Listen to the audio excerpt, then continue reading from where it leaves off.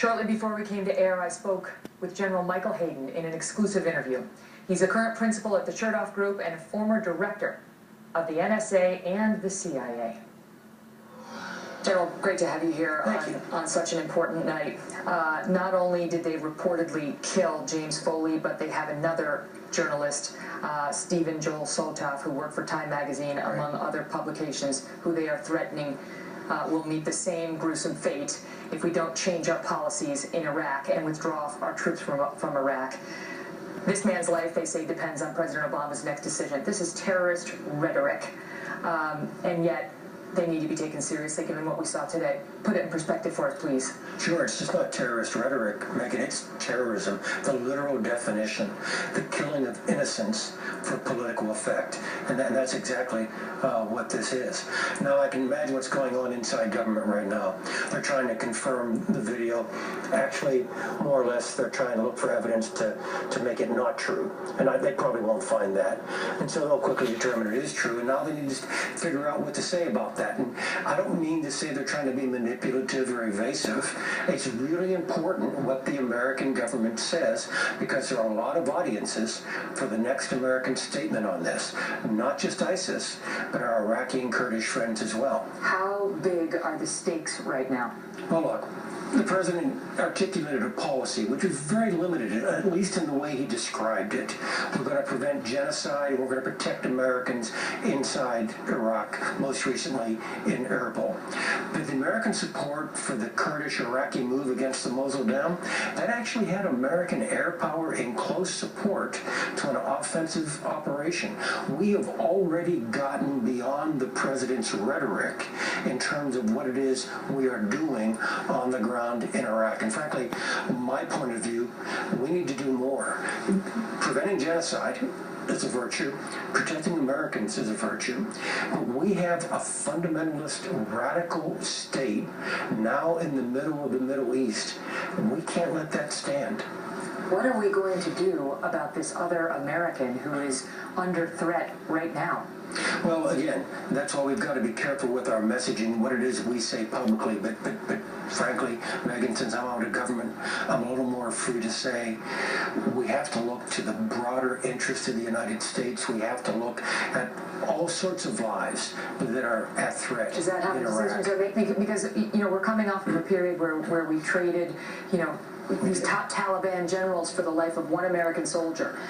These are American journalists, but what would be doing? Obviously, there is an interest in saving the lives of Americans, even if it might be to the overall potential risk of America. It has to be a calculation. But what would the analysis be here? Well, first of all, the analysis is there anything we can do to prevent it? And here, I just don't know what kind of intelligence we might have. Do we have any, do you think we likely have any idea where he's being held or where they can find these? Frankly, I doubt it. But if we did, given the current circumstances, you might be more embracing of risk for the rescue force, given the specific circumstances that we now have. Mm-hmm. All right, so that's one course Who would of action. Make that call? Well, that has to all the way go up to the president before we'd have to make that decision. Who would be making the recommendations on that? The chairman of the Joint Chiefs. And do you believe that they're game planning this right now? I mean, what do you think is going on? It's got to be based on reality. You've got to have information where the journalist might be. Absent that, this is all theoretical. How significant would this be in the government? As obviously the rest of us are obviously following this very closely, but how significant an event is this, do you think? Look, our government, despite that kind of popular thought that it's a black box and input in and output out, it's comprised of human beings. They look at this video too. They're emotionally affected by this. You and I were chatting before we went on the air that Iraqis have been beheaded, but this one seems more personal. Well, it's not that human lives have any different value, but this is one of our own. This is someone from our own village, from New Hampshire. This affects the people in the Situation Room and in the Oval Office the way it affects you and me. And so this has a high emotional impact. I remember what it was like when we saw that Daniel Pearl had been killed by Khalid Sheikh Mohammed.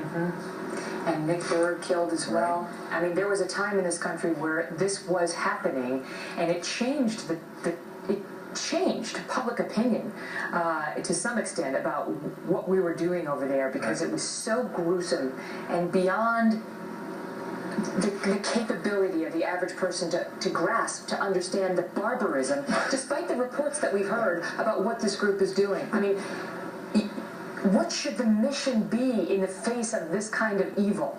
Well, again, as I tried to say earlier, prevent genocide, of course, try to stabilize Iraq, of course, protect the consulate in Erbil, of course.